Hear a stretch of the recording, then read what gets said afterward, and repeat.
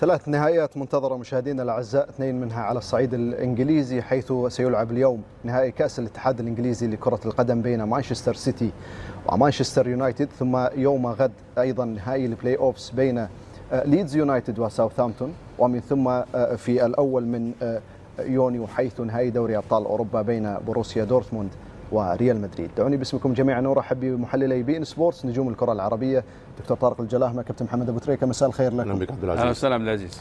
عجبتني التقديمه بتاع جميلة وفيها خارطة الطريق. فكرتني بمدرس الجغرافيا بتاع الثانوي بتاعي، كان استاذ اسمه سامي، ما شاء الله عليك. مدرس الجغرافيا يعني انفع مذيع لحالات الطقس. انفع مذيع لحالات كل الطقس. حاجه، طقس، جغرافيا، اقتصاد يعني. طيب انا احس ان قلبك وقف عند استاد القاهرة ولا لا؟ طبيعي. ها؟ طبيعي. بس الاهلي والترجي واحد، يعني عاوزين مباراه كويسه غير المباراه الاولى ما كانش فيها اداء، فاتمنى ان شاء الله التوفيق لكلا الفرقتين، وطبعا اتمنى الفوز للاهلي، بس زي ما قلت لك الترجي والاهلي واحد، ومفيش داعي للتعصب يعني. نعم. اليوم الله يعين المشاهدين بصراحه، مباراة يعني مباراة جميلة انتهت بالتعادل السلبي. لا عبد العزيز، بس مو بس الاهلي، اليوم نهايات كثيره. صحيح. وبالتالي يعني اليوم تحتاج اكثر من شاشه انك تشاهدها، لكن المضمون المتعه في على البي ان بكل تاكيد، مباريات كثيره، نهايات كثيره منتظره. نعم. فيوم جميل يوم السبت ويوم النهايات. نعم. طبعا النهايات منتظرة مشاهدينا الأعزاء، ستكون بتواقيت مختلفة. هناك احتفال مبكر بهذا النهائي وبهذه الكأس. عموما نلتقي بالجماهير لنعرف كيف ينظرون لهذه المباراة. كيف تنظر لهذه المباراة؟ ان شاء الله الماتش النهارده العوده باذن الله، بعيدا عن الاصابات وكل حاجه، بس ان شاء الله الاهلي فرقه قدها، والمجهود اللعيبه هتعمل كل اللي عليها، والجمهور واثق من ده، والجمهور واثق ان اللعيبه هتطلع كل اللي عندها في الماتش. وانت اصغر مشجع حتى الان، يعني كيف تنظر للمباراة؟ انا ان شاء الله الاهلي هيكسب، والماتش في ارضنا، والماتش سهل وما بين جمهورنا، وان شاء الله يعني الفوز. الترجي مش سهل طبعا، يعني صح؟ متفقين معنا. بس النادي الاهلي نادي قرن، والترجي احنا خدناه رايح جاي قبل كده كتير، وان شاء الله النصر الاهلي. 4-2 للاهلي. اذا يعني هذه عينه من اراء جماهير النادي الاهلي متواجده اليوم. ايضا الجنس اللطيف حاضر في هذه المباراه، كيف تتوقع المباراه؟ ان شاء الله الاهلي 3-0 ترجي. طيب محمد ابو تريكه، الكابتن محمد ابو تريكه متواجد معنا في الاستديو، يعني حابين ابو تريكه، مستنينك يا ابو تريكه. ان شاء الله نكسب مصر ان شاء الله. كابتن محمد ابو تريكه حبيب الملايين، بنحبك يا ماجيكو، بنحبك يا ماجيكو، حبيب الملايين، ترجع مصر بالسلامه. طبعا ابو تريكه هو ايقونه جماهير النادي الاهلي والنادي الاهلي، وهناك حب كبير لهذا النجم الكبير، وهم يستحضرون ذكريات جميله مع ابو تريكه في هذا النهائي. يا تريكه، يا تريكه، يا تريكه.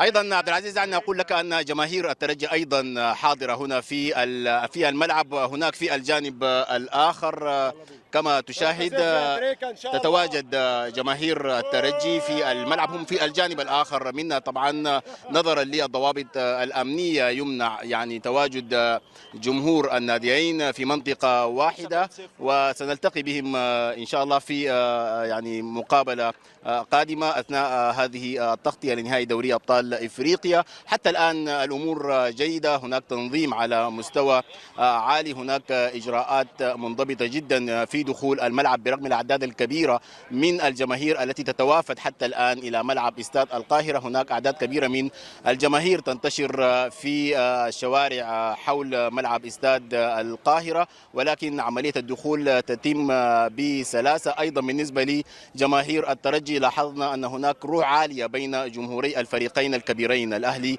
والترجي. نعم، هناك المناكفات حاضره، هناك التحديات حاضره بين الجمهورين، ولكن الروح الرياضيه عاليه ايضا بين الفريقين الكبيرين. نهائي كأس الاتحاد الإنجليزي بين مانشستر سيتي ومانشستر يونايتد مشاهدينا الأعزاء، بين كلا الفريقين.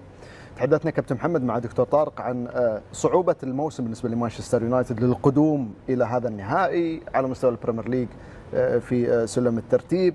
العديد من التحديات كانت حاضرة لكلا الفريقين، ومنهم أيضا خروج مانشستر سيتي في دوري أبطال أوروبا. نادي المانشستر يونايتد دراما على طول يا عبد العزيز، اخرها الدراما امبارح خرجت الاخبار باقاله تين هاج بعد هذه المباراه.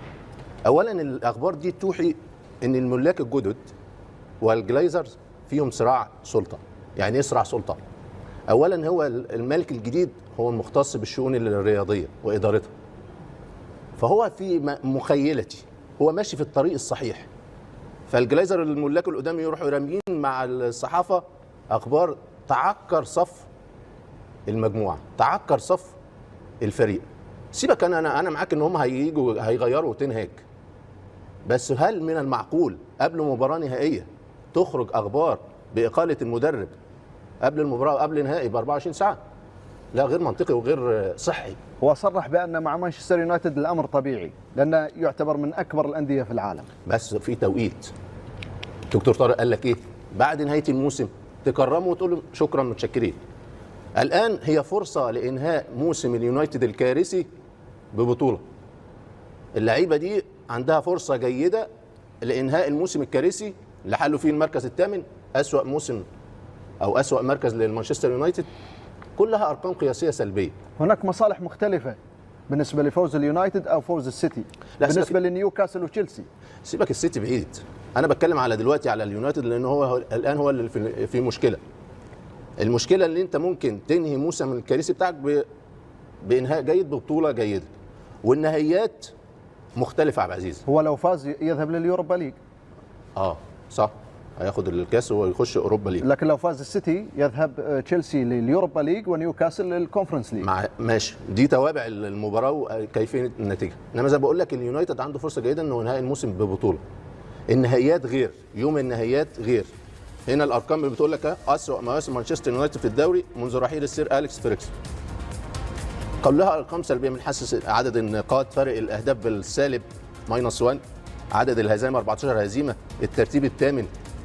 هنا هو 21-22 أسوأ موسم على مستوى النقاط، لكن هذا الموسم هو أسوأ من هذه المواسم جميعا في جدول المواسم السيئة بالنسبة لمانشستر يونايتد. هقف عند فرق الأهداف بالسالب، وهقف عند عدد الهزايم بس في الدوري. 14 هزيمة، وزي ما قلت لك قبل كده يا عبد العزيز، 14 هزيمة. الفرق الكبيرة لما بتبقى هزيمة ولا هزيمتين بيبقى فيه كارثة، فما بالك الفريق 14 هزيمة بس في الدوري وفرق الأهداف بالسالب، حاجة كارثية. كل ما الفرق تيجي تلعب مانشستر يونايتد على الاقل متوسط عدد التسديدات على مرماها 17-18 تسديده.